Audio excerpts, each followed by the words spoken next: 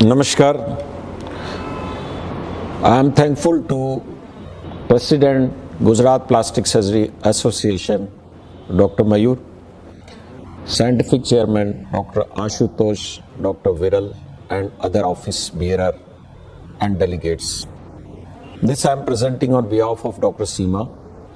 We both are unfortunately couldn't come to this nice conference for which we both were very much excited to come here. But yesterday my daughter had the dengue fever high grade and she had to rush to the Chennai. So I sincerely apologize, although this is not good enough, and mind it, I have never done in my life. I promised somewhere and I didn't go. This is first time in my life. So I feel so sorry. Sometime I'll compensate over this. So concept of safe donor area. Our objective of hair transplant is restore to rejuvenate, and the limitation of hair transplant is that there is a discrepancy between the donor supply and the demand of the recipient area. So usually we are able to provide 20 to 25% of the donor requirement from the we are able to provide 20 to 25% to the recipient area from the existing donor area from the scalp and other body part. The donor area means the area from where we can harvest the graft for the transplant purpose. These are mostly the scalp donor area on the back side of the scalp, and nowadays becoming very popular, and I think it's essential to learn also, is the beard, chest and abdomen and other parts of the body, means extra scalp donor area are also becoming important to compensate the demand and also to increase the density of the recipient area. So when the hair follicles are located in the safe zone, means that is the donor area, these hair follicles are not susceptible to fall. The Rassman and Bernstein has done study on this donor area, and the total is 25% of the total scalp area is called as the safe donor area, and approximately 520 square centimeter area is there, means this is the area, and from where we can harvest the total graft 15,715. Sorry यार, मेरा दिमाग काम कर नहीं रहा है. Rassman and Bernstein have suggested that the safe donor area consists of approximately 25% of the scalp. They also found that the hair bearing scalp is 520 square centimeter and the scalp average approximately 2 hair. Cole suggested that the total size of the safe donor area is 203 square centimeter, and on average having 16,649 in Caucasians and 15,718 follicles in the Asians.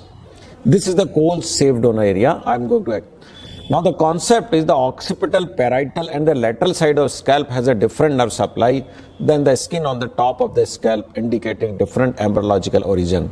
These hair follicles are non-androgen sensitive and so not liable to fall under effect of DST. This will be a very common question from the patient, that why these hair do not fall when they look all same. Because this region and this region, both regions grow from the different area in embryonic stage, and this occipital hair bearing area grow from a different region and having the different nerve supply, so they do not have the genes which are androgen sensitive, so they are fall. Because of the donor dominance, when implanted in the androgen sensitive area, they remains permanent. 25% of the total scalp area is permanent, 50% of this can be harvested. So this is again important.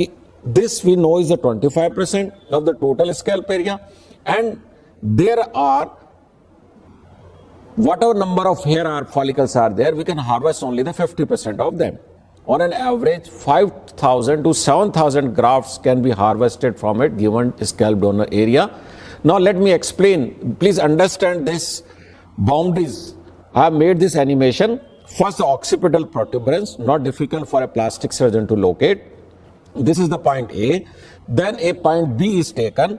Just take a vertical line crossing the meatus, and 2 centimeter above the superior helix is the point B. Now in the same line, 6 centimeter approximately Above the point B is the point C. So you have taken one point A is the occipital protuberance, one point B is 2 centimeter above the superior helix in the meatal line. This is point B, and here 6 centimeter above you take point C, which this makes the anterior boundary, and then repeat on the opposite side.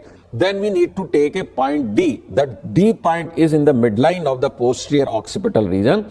You just draw a vertical line in the center, then a horizontal line connecting the point to B. The intersection of these vertical line and horizontal line makes your point D. So now join A and B. This makes the lower border. Then join B, C, D and C opposite side. This makes the superior border, and connecting line B and C makes your anterior border. This is the safe donor area of the scalp. Okay. Now we can extend this area slightly lower down if there is no thinning is there, and anteriorly also this is called as a safer area relatively, and also called as the minor zones also. So this is a minor zone. Now the question is the safe donor area is really permanent? The Unger suggested that 80% of the man, means 80% of the men below the age of 80 do not go in grade 7 baldness. Okay, so roughly we can say 80% of the person's occipital donor area up to the age of 80 is almost permanent. If the age advances, the baldness increases, and also the donor area on the occipital side also shrinks and it becomes reduced. So it becomes relatively permanent. Means the central area of the donor area is most permanent. Now the evaluation defines the limitation, cosmetic result, possible contraindication to the procedure, expected number of graft and possible coverage. Ideally all the grafts shall be harvested from the safe donor area. The local examination includes the hair transplant surgeon should carefully examine the donor area for the progressive pattern of hair loss in the crown, retrograde hair loss, thinning and miniaturization. And it is good to, if you have any confusion for the miniaturization, it is good to wet the donor area and then examine. Then you can really appreciate the thinning of the hair. Usually 90% of the scalp donor area is in anagen, 10% are in telogen. If they are more than 30% miniaturized hair or thin or villous hair, you find that area is not suitable for the harvesting. So this you can see that this is showing a retrograde baldness. One is the senile area and one area has got a very thin hair. So in such cases you first treat them by multivitamin or any existing disease, and then they become suitable for the harvesting. The evaluation of scalp donor area for FUE and FUT, the detailed examination of the donor area includes the elasticity. If you are planning for the harvesting of the strip, then the elasticity evaluation is the most important thing. You must check the elasticity, you must see the percentage of that, and depending on that you must decide about the width of the strip. The scalp laxity exercises can also be given a month before if scalp is too tight or laxity is less and you want to harvest a relatively wider strip. Then it is advisable to do 3 to 4 times a day in a day for 4 to 6 weeks before the harvesting. Scalp laxity exercise are being advised. Then the measure of the density, there are different ways. Simple most is you can make a rubber stamp, or you can have a trico scan, or you can get this. So any of the thing you can take and do, always do the donor density examination. Trico scan is the best way. You know the thickness, anagen, telogen ratio and multifollicular unit. Now we come to the safe extent density. You all must understand the safe extent density is the number of the graft harvested without compromising the donor density.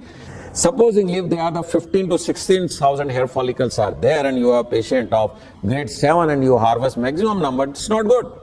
If you harvest all the graft, then this is going to burn out your donor area. There will be a scalp show and you will develop the donor deformity, and we all plastic surgeons know that we should do the donor respect. So that is so a safe extent density limits your harvesting, means without compromising the donor aesthetic. You can, how many number of grafts you can harvest?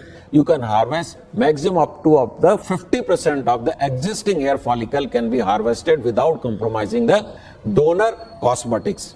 Now the residual density is how many grafts you leave after the excision is the residual density, and the safe residual density is 30 to 40 grams per square centimeter should be left after doing the multiple session of harvesting. If your donor area you leave less than this, then there will be the scalp show. So supposingly if you harvest in one session 10 to 15 grams per square, then keep on harvesting. In after third, again you do more than that, then the density will be less than 40 and it is going to show the scalp. Now let's understand this. See, 80 grams per square centimeter, if I do 25% excision, then 60 grams are left. Then 50% if I do, 40 grams are left. And even if I harvest more, means 60%, means the residual density is 32 grams per square centimeter. You can see there is a significant scalp show. So do not harvest more than the 50% of the existing hair, or initially you take 1 out of 4. 1 out of 4. Take 1, you leave 2, then you take 4th one. Okay. Then the coverage value is another important thing which one should understand, that scalp area covered by the hair mass unit is equivalent to hair density into hair thickness. The hair density is 100 grams per square centimeter. So this is an important parameter. You can read this in detail. Then the limitation, many times the surgeon forget and he crosses the donor area boundaries. In that case, you can do limited shaving so that accidentally you are not crossing the boundaries. That advantage of FUT donor area is that you are harvesting strip from the most permanent area of the scalp. So we call it the sweet area. If you are using large size punch, you can show this deformity. Non-scalp donor area, most commonly used is the beard, chest and abdomen. Hair characteristics are different, but even then they can be used for the purpose. Beard hair are thicker than the scalp hair, giving a better illusion of density. They are the curly hair, thicker, although they have less multifollicular unit. Mostly they are single. So if per number of follicle in a graft we see is less than the scalp, but they are thicker and curlier. And when the curly hair and thicker is there, that shows the more scalp coverage. More chest hair are thinner, they do not go long, but certainly there is a better option than the SMP. Indications of body hair is to increase the total number of donor hair follicle to cover the higher grade of baldness and a better density. Poor scalp donor area, for camouflage of scar in the donor area, recharging the donor area, we call it the donor formation. My indication, even I use beard hair even in the grade 4 initially. In grade 4 I implant 3000 graft, and out of that I take 500, 400 or sometimes 600 graft from the beard. These are my few cases in which we have done body, chest, abdomen, all the grafts. This crown area, again beard and scalp, both were done, beard and scalp were done. Body hair characteristics are different. The body hair is slower to grow. They have got, except beard, the other hairs are thinner, they do not go long, and they have got a more, hairs are more in telogen than in the anagen. So like chest and abdomen are the 30% are in anagen, 70% are in telogen. This is the biggest limitation. So scalp availability of hair on the surface is less from the chest and abdomen as compared to scalp, because scalp hair follicles are 90% are in anagen. All chest and abdomen hairs are not fit for the harvesting if they are multifollicular units. If you find them thicker than and enough length, and there is a torso index Robert True has given, you can go in the detail of this, and then they are suitable. So you must know the TDI score before harvesting. Challenges of body hair are its challenge, but it's not difficult, especially for the plastic surgeon. There are various ways. They have got the acute angle, they have got different direction, there is no bony support. So it all puts more anesthesia requirement is there. So safety margin for the drugs, anesthetic drugs, has to be kept in the mind. The shaving and all that is to be done. This is the beard area, safe zone. Do not harvest from perioral region. Also you can avoid the sideburn, but cheek and shadow area. Initially, if you are new, novice, then harvest only from the chest, this shadow area, do not go on the cheek. But we have done quite good experience on this, and we use very high quality of punches, and we are able to harvest from the cheek even. So, but I don't advise. Chest, yes, we all plastic surgeons know from the central area, do not harvest, you can harvest from the lateral side. So these are the few points So you slide the skin over the bony prominence nearby, like in the mandible, beard case, slide on the mandible and then harvest. In the chest, you can glide the skin over the nearby rib, so you get the bony support and then harvest the acute angle. Always do the proper centrifuging of the epidermal blush. I'll tell you the different points for this.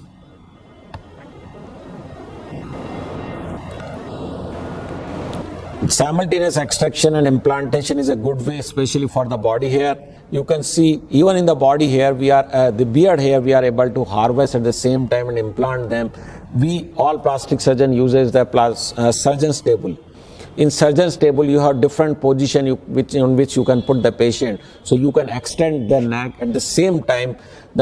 Your technician can implant hair in a pre-made slit, and you are harvesting and supply. So this we are doing almost 80 to 100% of the beard graft we are able to implant at the same time when during the harvesting.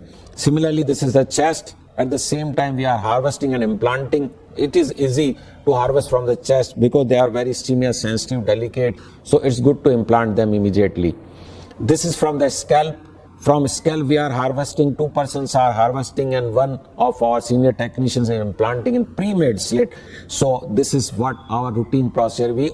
In the scalp, almost 60-70% hair are implanted at the same time, and we use the thigh massage chair. I advise you, this is a good asset in your operating setup. You can use thigh massage chair. Only risk is the vasovagal. You need to be careful about the vasovagal. These are the different grafts from the area. No touch to root technique is a good technique to implant to prevent the injury to the graft, because if you injure the micro